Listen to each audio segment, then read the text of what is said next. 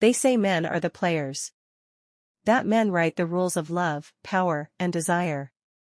But in the shadows, women have been playing their own game. It's a game built on charm, control, and the illusion of power. Welcome to the games women play. Meet Ada, the performer. She perfects every role. To him, she looks like the dream, beautiful, attentive, and affectionate. But it's all rehearsed. Every smile, every touch, every word carefully placed. To Ada, relationships are stages, and she's the star. What she truly seeks isn't love. It's status, security, validation. And here comes Layla, the strategist. For Layla, every relationship is a battlefield. She knows men's weaknesses, their ego, attention, desire, and she exploits them like a master tactician. She withholds affection, when she must, gives just enough to keep him restless, chasing. And when he thinks he's finally won her, she vanishes, leaving him desperate to play again. Meet Kayamika, the radiant charmer. Her weapon is sweetness, laughter, flattery. She makes a man feel like he's the only one in the world, the center of her universe. But behind the warmth is calculation. She never fully chooses. She juggles admirers, feeds off their devotion, and thrives on the attention they give. And Zara? She is the opportunist, she doesn't chase. She waits. She positions herself as the friend, the confidant, the shoulder to lean on. And when the right moment comes, when his relationship crumbles, when he is vulnerable, broken, lonely, she steps in. Quietly. Seamlessly. Taking the place that was never hers to begin with. They are the sisterhood. And behind the scenes, there is the bond. The circle. A sisterhood. They share stories, swap tactics, and laugh at men's gullibility. They celebrate their wins, securing financial support, outmaneuvering the so-called players, and sometimes, delivering revenge. To them, the game is more than fun. It's survival. It's leverage. Welcome to episode 1, Meet Ada, the performer. Ada is the woman men brag about. Beautiful. Elegant. Effortlessly charming. The kind of woman who turns heads when she walks into a room, not only because of her looks, but because she carries herself like someone who knows she belongs everywhere. Lagos, London, Toronto, New York, Ada moves through each city like a stage, slipping into roles, leaving behind men who swear they've met someone unforgettable. But Ada's perfection is not natural. It is performance. In Lagos, she is the cultured socialite. At private dinners and high-profile weddings, she plays the poised partner on the arm of a powerful ex-senator. To him, she is sophistication wrapped in youth, proof that even in retirement he still commands admiration. She listens politely to his stories, laughs at the right moments, and never lets him see the calculation in her eyes. The senator gives her access, cars, connections, invitations to circles that would have otherwise been closed. For Ada, he is not love, but leverage.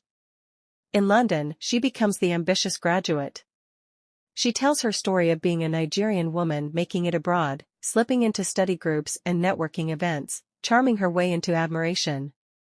To one man, a tech consultant, she is the hard-working partner chasing a global career. To another, a Nigerian doctor balancing NHS shifts, she is the warm anchor from home. Ada doesn't need to prove herself academically, she proves herself emotionally, by becoming exactly what they crave after long days in a foreign land: stability, admiration, and belonging. In Toronto, she is different again.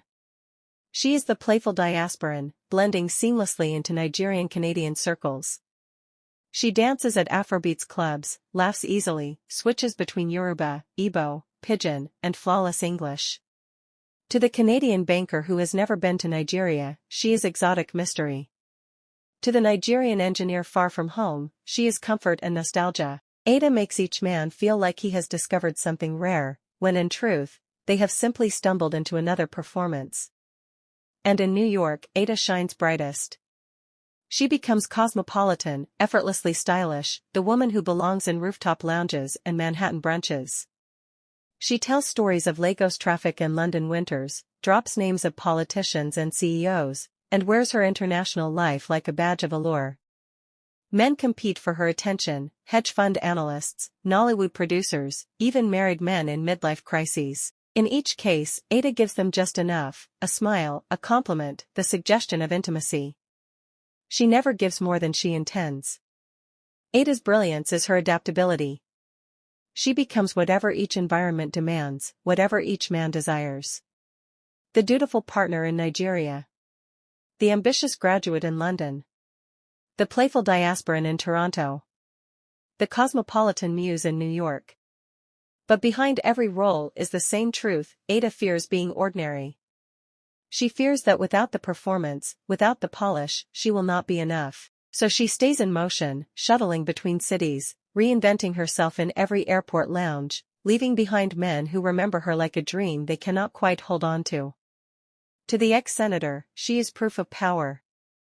To the banker, she is the proof of ambition. To the artist, she is the flawless inspiration. To herself, she is a question that remains unanswered. A conundrum. That is Ada's brilliance. That is Ada's cruelty. And that is Ada's tragedy. The performer, flawless on the outside, fragile on the inside, everywhere she goes. Episode 2, you're about to enter the world of Layla, the strategist. Layla does not believe in chance. Every word she speaks, every silence she holds, every glance she gives is deliberate. Where other women stumble into love, Layla plans hers like a military campaign. To her, men are not mysteries, they are equations. Solve for ego, solve for desire, solve for control. She knows their weaknesses: the man who craves admiration. The man who confuses silence for respect. The man who mistakes patience for loyalty. Layla plays each one differently, adjusting her moves like a chess master setting up the board. With Michael, a successful lawyer, she never asked for much. She let him talk, filling their dinners with stories of his brilliance. She praised his victories, downplayed her own, and became the perfect audience. Michael believed he had found a woman who truly admired him. What he didn't realize was that Layla's admiration was currency, traded in exchange for vacations, jewelry, and influence. With Tosin, a quiet, insecure tech entrepreneur, she played the opposite role. Here, Layla became the confident guide. She reassured him, affirmed him, told him he was more attractive, more powerful, more capable than he realized. Tosin leaned on her, mistaking her control for love. What he never saw was that Layla's support was another form of ownership. The more he needed her, the stronger her hold became. And then there was Richard, the pastor's son. With him, Layla cloaked herself in virtue. She spoke softly, dressed modestly, quoted scripture at the right moments. Richard believed he had finally found a woman of deep faith, but faith was never her intention, it was her leverage. Through Richard, she gained access to his influential church network, wealthy families, and business connections. Layla's brilliance lies in her adaptability, but unlike Ada, she does not perform out of insecurity. She performs out of control. She doesn't fear being ordinary, she fears being powerless. To her, relationships are not about love, they are about positioning. She withholds affection when she wants him to chase. She disappears when she wants him to panic. She gives just enough when she wants him to stay invested. Every gesture, every pause, every carefully timed "I miss you" is a move in her larger strategy. But here is the cruel truth: Layla does not play to win a man. She plays to prove she cannot be beaten. Men are not partners in her world, they are opponents, and every one of them eventually becomes another checkmate. That is Layla's brilliance. That is Layla's cruelty. The strategist, not chasing love, but conquering control. Welcome to Episode 3, the world of Kayamaka, the great and calculated charmer. Kayamaka doesn't have to try too hard. Her smile does most of the work. Her laughter lingers, soft and musical, like it was meant just for you. She knows how to tilt her head when she listens, how to reach for your hand at the perfect moment, how to make a man feel like the most fascinating person in the room. But Kayamaka's affection is not love. It is theater. She doesn't chase men, she collects them. Not with lies, but with sweetness. Not with force, but with flattery. Every word is chosen to make a man feel like the center of her universe. And once he believes it, once he is invested, she moves to the next. With Emeka, the businessman, she played the attentive admirer.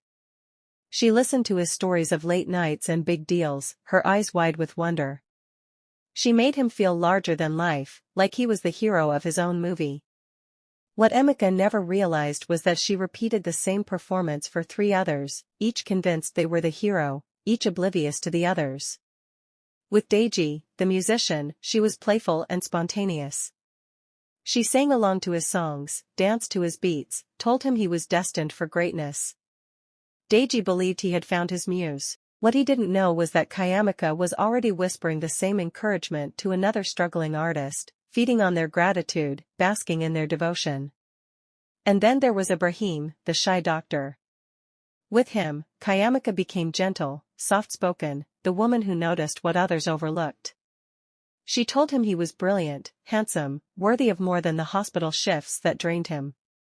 Ibrahim felt seen for the first time in years. To be continued.